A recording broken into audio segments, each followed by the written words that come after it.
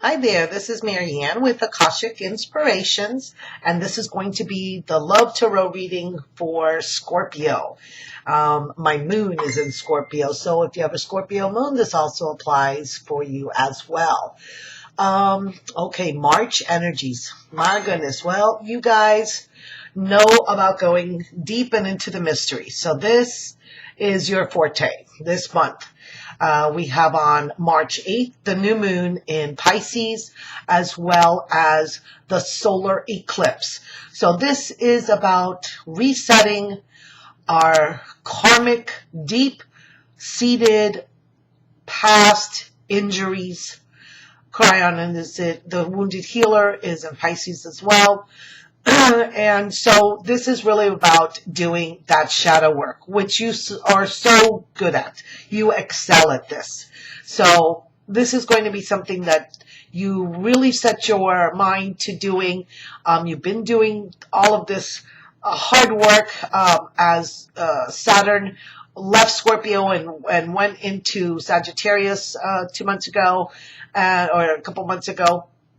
And really that Saturn and Scorpio energy of going deep and eliminating was a process that took you a couple of years to do. So now is when we are able to, through these eclipses, balance the light and the dark, bringing the illumination to the dark corners, the deep-seated fears and blockages that have held you back until now. As we go into March 20th, we have the spring equinox. It is the time of the rebirth, the phoenix rising. We also are, March 23rd is the super full moon in Libra. So it is again talking about balancing. So here we're balancing the eclipse that's going to happen on the full moon, as well as the solar eclipse that happens at the beginning of the month, to bring in both energies of light and dark, masculine, feminine, the duality, I want to call it bipolarism, and really the two extremes. We're releasing through these energies these pockets, let's say, of these little bubbles that have been like deeply rooted within you, like you've hidden these things even from yourself at times, and now these they're like little effervescent bubbles. They're just coming to the surface, and they're popping, they're exploding, they're opening, and they're releasing. So when we do that, there is a time period of feeling that you want to just hide and cocoon yourself in solitude to be able to absorb and not allow the outside harsh energies to touch on those, let's say, raw nerve endings that you are feeling. So you may want to withdraw. We know that Scorpios tend to go within and withdraw, and that's their safe place, and they like to hide and like to come out in the night. So I think what's going to happen with the solar eclipse, it's going to be that reset button for you, as for most of the signs. And if you feel that it is somewhat overwhelming because there's so many planets being involved, then just take those deep breaths, right? Go and know how to heal yourself, how to cocoon yourself, and slowly slowly draw the blinds and let that light just seep in, okay, to illuminate. Now, if you would like your own private reading and see what the energies hold for you, you can go to my website, which is AkashicInspirations.com. And we are also, this month, we have, in conjunction with Glammy Witch from YouTube, which is Intuitive Deborah, and Ron from Simply Intuitive, we are offering a package for only $60 of a past life regressions.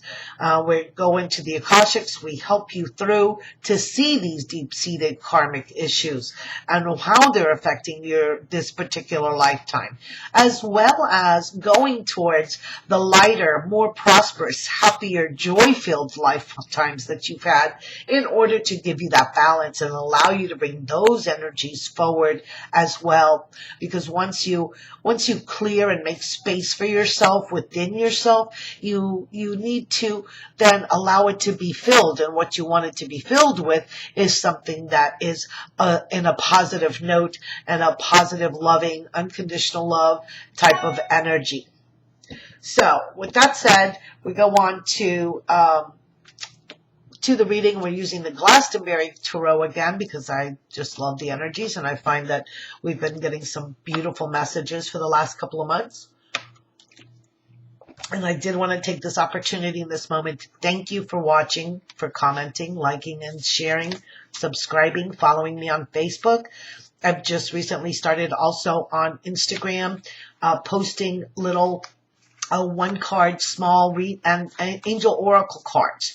I felt the need to exhibit and explore that aspect, which I've always had, but you know me best as an Akashic reader and tarot and oracle cards. So I just wanted to allow the angelics to send us their message, and I'm using Instagram as the vehicle for that. So I hope you follow me on that and be able to get your daily guidance. All right, so I asked my angels and guides to help serve in the highest good to pull a reading for the month of March for the sign of Scorpio. And I do want you to look forward to, I will be posting readings based on the elements, and that'll be of the 4 elements: air, fire, water, and earth. Wow. And that'll be for both the new moon and the full moon. I'll be doing readings for those. So let's start with the first 3 cards. Those will be a 9-card spread, but these 3 came out, so let's address these first. And right off the bat, we have 2 aces. We have Ace of Swords and Ace of Staffs. So we're combining a fire energy with the energy of air. So sometimes when you add air to fire, it can either go out or it could be an explosion. But it is about looking forward to this change.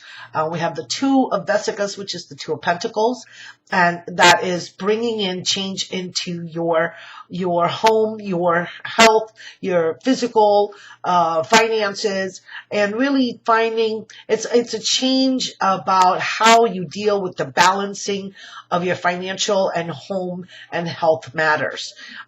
So this is a beautiful card of also how you are changing and relating to others, because you see this beautiful blue of the waters. It is a learning of combining the earthly element along with the emotions. So we're working in this 5th dimensional energies of combining these elements into an alchemistic way of really becoming the magician and the alchemist of our own life. And the second card that we pulled is the Ace of Swords. So you have this brilliant idea, and let's read these together because they're so important. The Ace of Staffs. So this Ace of Staffs is really one of the most powerful cards in the deck because it is pure fire energy. So this to me is what's happening right now, coming up for the solar eclipse. It is going to be, once that reset button, once that darkness passes, the light of day will shine and the light will cut through anything that is standing in its way, and it will create a focal point, right? A focal point here, like we see in the swords, a focal point of intention. You're going to be really on target. You're going to be focused. You're going to be this momentum of like rocketing upwards. You see how the rays coming from the tree of life are just expanding out into all areas. This movement of energy that you see by the yellow and white dots here around it, and that it's basically being housed by the Grail. This energy is coming from you, who are the font and the Holy Grail. You are your own Holy Grail. Your body, your incarnation is the vehicle that holds the energy, holds the light, because you are this pure light being. So your intentions as you set them for the new moon are really going to come burst forth out of you, which is unusual for the Scorpios, but we know that you are extremely passionate. So this makes sense that that's how it would be exhibited by you. And so here we have the Queen of Staffs. So she's looking forward. Here we have the rainbow bridge connecting us to our higher self, and she's looking forward to see what is coming. So think about this as maybe she is a prophetess, a seer, being able to shade the light. So I'm thinking of the eclipses again, shading the light from her eyes so that she can see farther into the distance and into the future. And we have this deep emerald green, which is, you know, your creativity, the healing, the groundedness, and the fiery energy of the Queen of Wands, or the Queen of Staffs, is one of, she is this type of personality that is a powerhouse. So you're going to become, with all of this energy, it's no wonder that you are going to be a powerhouse of manifestation and a powerhouse of getting forward and moving your ideas into being. And very interesting. So she's looking here now at the King of Swords. So here we have the staff and the swords again. Very much a display for you this month between these air and fire elements. And here he is the person that is spiritually connected. He is wise, and he's taken the lessons that life has offered to him, and he has reached the state of Christ, like a Christed consciousness, because he has this golden crown on, basically his throne is like a golden crown, right? And he's firmly rooted and balanced. He's got his sword resting on the point onto the earth. So he's not in a state of defense or anything. He's just in a state of being. Ding. I get the little confirmation. So he's in a state of being. And this is what she is looking towards. She's admiring this person. This couple is being admired. And the relationship will be based on the Four of Pentacles, which is in this deck, integrity. So it is about a person who is balanced. You see, she's got the pentacles here on her gown, showing that her heart and her solar plexus are connected. She's dressed in purple, so she's got that higher spiritual aspect, which goes very well with the swords here. They works really well with them in the same colors. We've got the purple and the gold. So purple and gold is a big, you could use the violet flame as transformation for yourself to get you through this solar eclipse energy. So it seems to me that since you are this watery sign and into the deeper mysteries, that your counterbalance is really going to be about the solar eclipse at the beginning of the month. So to help you in your transformation and into your relationships to be transformed, to have this sense of coming into a maturity, and an integrity and authentic relationship, basing it really on a foundation. And a perfect card comes out, which is the Ace of Cups. So it is the beginning of love. So this is what you're generating. This is what you're going to be culminating within the full moon. The full moon is culminations. And we have a partial eclipse also on the full moon in Libra. So it's really, if we can find that balance, you can find that balance within you, within the masculine and feminine aspects, the generosity, the caring, the giving, receiving, then you are going to come into these energies, which are the blues and the pinks and the yellows of unconditional love, right? And really creating a receptacle for this love to be placed into, which is your relationship. Your relationship is the receptacle. So let us look at the final two cards. Oops, for this month, too many came out. Let's try that again. And so really loving the energies. And what does this bring to us? This brings, we understand that when something starts, there is something that is ending. And this is your rebirth. This is the death of the old fear, been old karmic, uh, piled up energy, and just really using this purple energy of transformation, the blue energy of the third eye, to be totally in sync and use your intuitive skills to be able to be reborn through the love that you are receiving. Wow, love that. Being reborn through the love you're receiving. Nice, nice. What better energy of transformation? And the final card is the card of the Emperor, which is really interesting because to me, this transformation, he now goes from being a king to being an emperor. He is reborn into this state of justice at a higher level. Here, this is not just a king, but he is emperor of many lands. So you're going to be a master of many skills, many perceptions. You will be able to really take the lead in your relationships and show the ones that you love how you have been changed, how you have been transformed, how you are balanced between the masculine and feminine energies denoted by the white and the red dragons, and that you are passionate about life, and you are passionate about your spirituality and your creativity, and you're going to use that creativity to construct something new and long lasting, and it's part of your legacy that you will be leaving the world and the earth with once you decide to make your transition. And this is what we leave for our children and our children's children, so that it will be a long lasting transformation and showing them how it is to be a walking master of the earth, a walking ascended master, to reach that level into the physical section. Here, let's see if I can put this down a little bit so you can see the cards just a tad better. So really a wonderful, interesting reading for you guys. A lot of fiery energies.